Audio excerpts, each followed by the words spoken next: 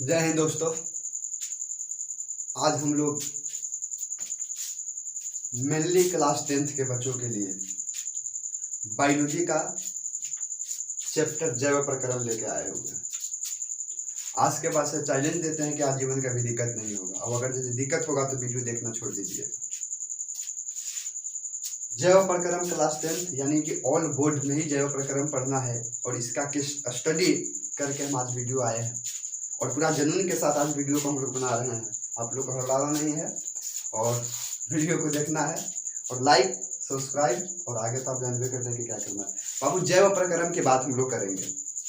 जैव प्रक्रम अपने पिछले ही अध्याय से हम लोग देखते ही आ रहे हैं। जैव प्रक्रम कोई खास नहीं है। जैव प्रक्रम बोला जाता है कि पोषण तत्वों को ग्रहण करना, यानी किसी भी पदार्थ को ग्रहण करके और उसको जैसे कि ऊर्जा में कन्वर्ट कर देना ही जैव प्रक्रम कहलाता है। कि ध्यान दीजिए, क्या हमने बोला कि किसी भी तत्व को ग्रहण कर, यानी कि उसको यूज करने के बाद, किसी भी तत्व को ग्रहण करने के बाद और उसका जैसे कि ऊर्जा में कन्वर्ट कर देना ही जैव प्रक्रम कहलाता है। कोई दिक्कत नहीं होना चाहिए बाबू। जैव प्रक्रम चाहे आप किसी भी पदार्थ लीजिए, दाल लीजिए, चावल लीजिए, कुछ भी ले लीजिए, हम उसको जब लेते हैं ग्रहण करते हैं, लेना को ही ग्रहण करते हैं, और ग्रहण करने के बाद उसको जैसे कि मुख के द्वारा पचाया जाता है, एक आटा कूटा जाता है, सारी चीज़ करने के बाद उसको जैसे कि उसी पदार्थ को हम लोग जैसे कि ऊर्जा में कन्वर्ट कर देते हैं, और वही ऊर्जा जैसे कि हमारे शरीर में जैसे कि विभिन्न विभिन्न अंगों में चला जाता है, जिसमें जैसे कोई का प्रोटीन करना काम है, कोई का प्रोटीन बनाना काम है, कोई का वसा बनाना काम है, कोई का कुछ बनाना काम है, और हम लोग को जैसे कि शरीर में वृद्धि होता है। तो जैव प्रक्रम से कोई तरह की दिक्कत नहीं। अब आइए हम लोग जैसे कि देखते हैं जैव प्रक्रम की प्रकार। जैव प्रक्रम जो होती है ये सृष्टि पे दो प्रकार से होती है। जैव प्रक्रम जो होती है मेनली जैसे कि दो प्रकार से होती है। पहला को हम लोग बोलते हैं स्वपोषण, नंबर 1, और दूसरा जो होती है उसको हम लोग बोलते हैं परपोषण। पहला स्वपोषण, दूसरा जैसे कि परपोषण। स्वपोषण के मतलब स्वयं, स्वयं। स्वपोषण के मतलब स्वयं, ध्यान दीजिएगा। हम बोलते हैं अभी आजीवन आप लोगों को दिक्कत नहीं होगी। स्वपोषण के मतलब जैसे कि स्वयं स्वपोषण होता है।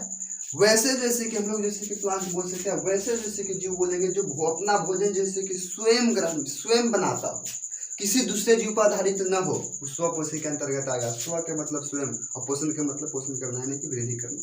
जो स्वयं स्वयं पोषण करता है वो स्वपोषण कहलाएगा। इसके अंतर्गत जो आएगा वो एग्जाम्पल हम लोग ले सकते हैं। पौधा, हरा पौधा कहिए, हरा पौधा, हरा पौधा, पौधा नहीं हरा पौधा, हरा पौधा ही अपना भोजन स्वयं बनाता है। ठीक है, तो इसके अंतर्गत जो आएगा वो हरा पौधा आएगा, क्योंकि स्वपोषण के अंतर्गत, क्योंकि ये भोजन जो है वो स्वयं बनाएगा। किसी तरह पर पोषण के मतलब, पर मतलब होता है दूसरा, पर मतलब दूसरा, और पोषण के मतलब से, यानी कि वैसे जीव जो अपना भोजन किसी दूसरे जीव पर आधारित करता है, यानी कि किसी दूसरे जीव के आधार पर ही अपना जैसे भोजन करता है, वो दूसरे के पर पोषण कहलाएगा।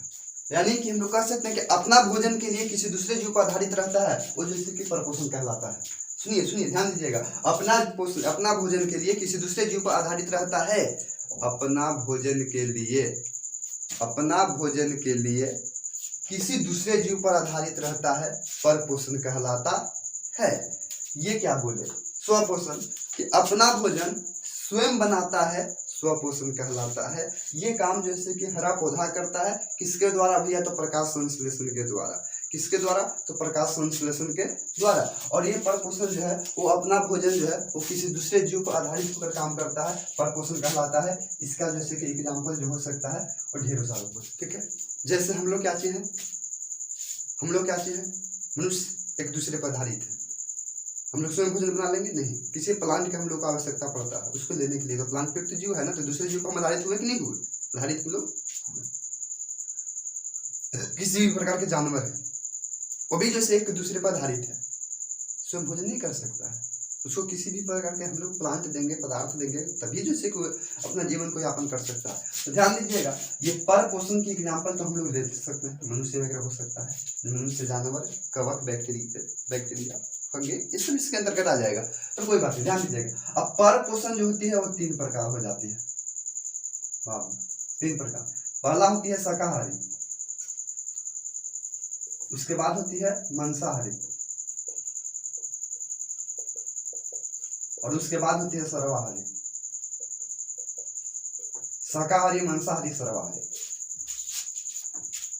पर पोषण जो होती है वो 3 प्रकार की होती है, शाकाहारी, मांसाहारी, सर्वाहारी। शाकाहारी समझते हैं वैसे जैसे कि जीव जंतु जो सिर्फ जैसे कि प्लांट को सेवन करता हो, पौधा वगैरह को सेवन करता हो, शाकाहारी का लगा। मांसाहारी वैसे जीव जंतु जो सिर्फ खाने के रूप में मांस को लेता है, मांसाहारी कहा जाएगा। और सर्वाहारी जो दोनों चीज खाता है, प्लांट और मांस दोनों चीज खाता है, वो जैसे कि मांसाहारी के अंतर्गत आएगा जी। ध्यान दीजिएगा, शाकाहारी के अंतर्गत जैसे कि एग्जाम्पल हम लोग ले सकते हैं वैसे जैसे कि वस्तु को जो सिर्फ शाकाहारी करता है, जैसे मिट्टी जैसे कि गाय ले सकते हैं जो सिर्फ जैसे कि प्लांट वगैरह को खाता है, बकरी बोल सकते हैं कुछ इसमें, जैसे कि हम लोग नहीं, मनुष्य को नहीं लीजिए। मांसाहारी में जैसे हम लोग जैसे कि शेर को ले लीजिएगा, ये मांस वगैरह खाता है, और भी किसी जैसे कि चीता वगैरह को ले सकते हैं। और सर्वाहारी में जैसे कि मनुष्य को ले सकते हैं, मनुष्य जैसे कि 90% जैसे कि दोनों चीज में है, सर्वाहारी भी है, मांसाहारी है, शाकाहारी भी है और मांसाहारी भी है। कोई दिक्कत नहीं दोस्तों, उम्मीद करते हैं आप लोगों को समझ में आता हो। वीडियो को देखते जाइए। चलिए देख लिए हम लोग ये देख लिए। नेक्स्ट बढ़ते हैं, आगे की ओर बढ़ते हैं। अब बाबू पर पोषण को 3 वैरायटी हम लोग देख लिए। अब हम लोग देखेंगे पोषण में विविधता। अगला टॉपिक जो आएगा वो पोषण में